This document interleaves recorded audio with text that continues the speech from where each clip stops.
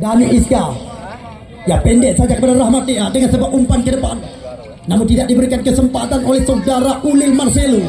Hanya membuahkan lemparan ke dalam. Lagi-lagi kali ini Rahmat Dea. Kita Rahmat Dea mencoba melakukan gocekan. 1-2 sentuhan, Bashir Langsa. Rahmat Dea kembali lagi mencoba menghidupkan serangan. Rahmat Dea kali ini siapakah yang akan diberikan? Namun lama penguasaan. Sekarang Maulana mencoba melancarkan sebuah serangan balik dengan sebuah umpan panjang. Wangjai, namun jauh untuk bisa dijangkau. Langsung diamankan oleh Wawan Syabani, penjaga gawang. Ya, besok sore ketinggalan penyesalan. Mengapa kami katakan demikian? Karena banyak sekali pemain-pemain Liga Indonesia yang akan diturunkan oleh dua tim. Ya, besok sore Handoko Medan ditambah dengan Karbon bersama dengan jebolan Paraguay Joel Fadli, Jikri Ali, Farhan Bule bersama dengan Mirja Bini dan kawan-kawan. Besok akan mengisi line up daripada Simpang Panah dari Kabupaten Biren.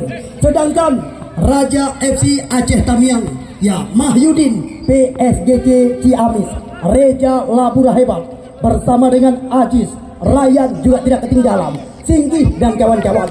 Besok sore juga akan kami nobatkan tepat oleh Sembahyang Asa bersama dengan Raja FC Aceh Tamiang. Aku dingin, aku dingin.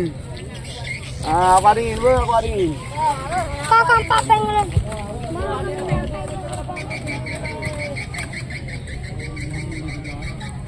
Ya, Maulana Pijai. Ini dia Bashir Langsa. Bashir dengan sebuah lompat. Oh, kembali lagi datang dia pemain-pemain daripada AJ Motor, Nizam Wong. Namun cepat sekali Wanggai turun ke belakang. Ya, nampaknya pelanggaran terjadi. Ya, wasit, terjadi pergantian pemain dari tim Adam Depok Nagan Raya. Mahdan nomor punggung 17 ditarik keluar, sedangkan yang masuk Rizky Tangse nomor punggung 16.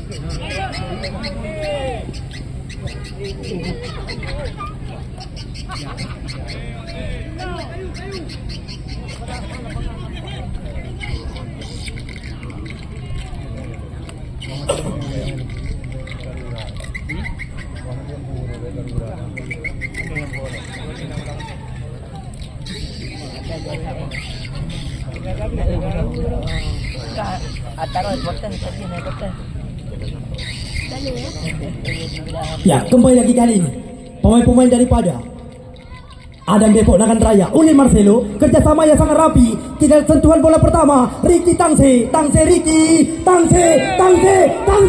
Oh, Anda lihat sentuhan bola yang pertama yang sangat menggoda dilakukan oleh Ricky Tangse, namun sedikit nyaris di star gawang yang dikawal oleh saudara Wawan Syabani.